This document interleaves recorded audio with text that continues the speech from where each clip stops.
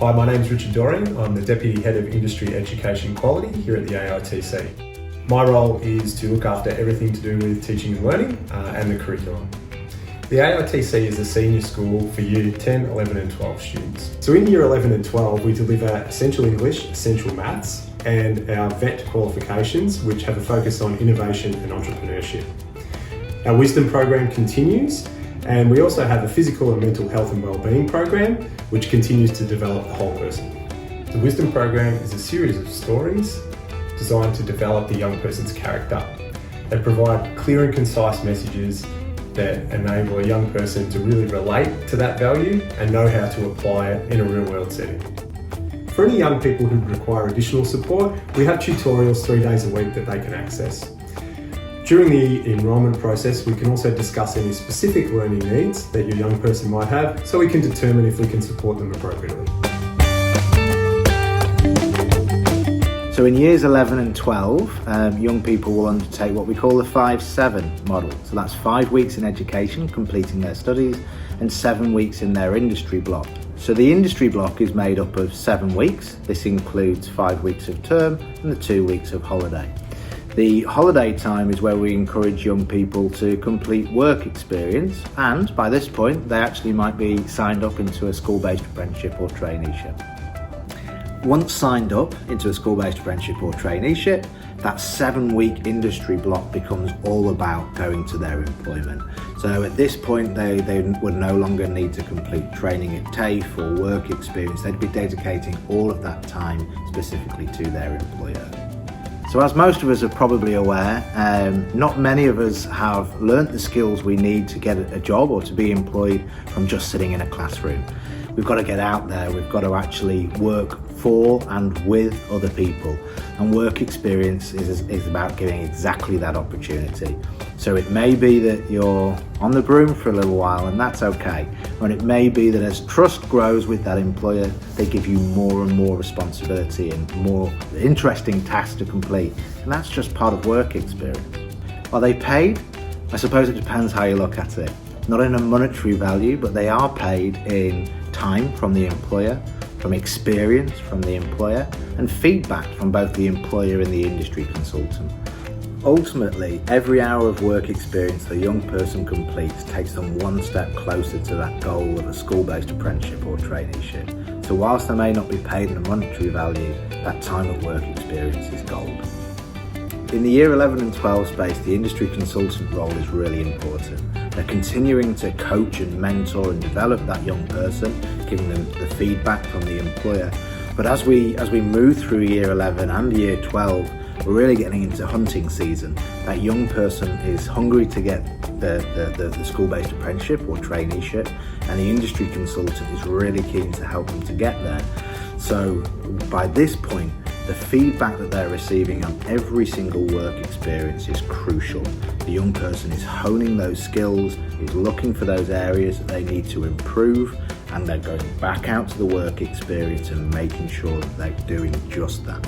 So if a young person in year 11 is not sure what trade they want to do, the first point of advice would be to say, trust us and trust the system. What we will do is give the young person exposure to a number of different industries over a short period of time, and that helps us to identify their strengths and their areas for improvement, but also what really kind of lights them up and what they enjoy. So whilst a young person might say, I really don't want to try that kind of industry, we'll say, give it a go, because it might help us just to find out what it is that you want to do. We're often asked, how does my young person get an apprenticeship? How do they secure the job? And there's no magic wand, but let me explain one or two things. We talk to the young people about the importance of consistency. It's not about turning up and doing 1 or 2 great weeks of work experience. It's about turning up day in, day out, doing a great job for that employer. And as a general rule of thumb, what we'll say is when an employer thinks, I can't work without this young person, that's when the apprenticeship happens. Once the young person is signed up into a school-based apprenticeship or traineeship, it doesn't end there. We continue to coach that young person. We want them to be successful in that apprenticeship or traineeship, So we touch base regularly, both with the young person and with the employer, just to make sure that everything's going as planned, and where necessary we can support, coach, mentor that young person further. It's important to remember that actually when a young person gets signed up into a school-based apprenticeship or traineeship, that's not the end of the journey, it's just the start of the next era. Okay, so the young person is signed up and they're employed, which is great. They're getting paid, which is fantastic for most young people. But it's actually still really important for them to complete their schooling and their Queensland Certificate in Education, or their QCE. We know that employers want wise, intelligent, mature young people who are actually going to have the skills they need to complete their apprenticeship once they finish school. And for that reason, clearly they need to complete their schooling and their QCE.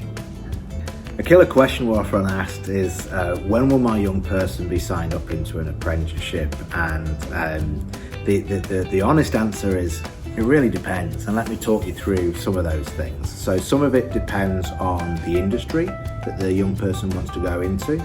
Some of it depends on the employer and their employment cycle. For example, some will be much more keen to take on a year 12 young person than a year 11. It also obviously depends on the young person's development and where they're up to at that point. So there's many things that contribute to the when question. Sometimes employers will want a young person to have their driving license and own vehicle. So really, the best thing here for me to suggest would be to talk to the industry consultant. If you do have an idea of the pathway you want to go into, then industry consultants will be able to give you an indication of when that might happen. Young people can lose their apprenticeship for all kinds of reasons on both sides, the employer or the young person side. It's just part of life, in the same way that no job is necessarily forever. So what we do is we help that young person to pick themselves up, dust themselves off, and get back out there and find their next position. Over 95% of our young people successfully complete the AITC with an employment outcome, including apprenticeships and traineeships. But of course the question would be, well, what if my young person isn't successful by graduation? What then? And what we say is there's no use-by date with our relationship with parents or young people. We'll continue to work with both beyond graduation to ensure that young person gets a successful outcome. Our results speak for themselves. Nothing good comes easily, and we know that. There's a lot of hard work that goes into making this a success. The support from the parents, the coaching and mentoring from the industry consultant, the time and the effort put into work experience by the young people themselves. All of this goes into finding that apprenticeship or traineeship. But that's what we do here at the AITC.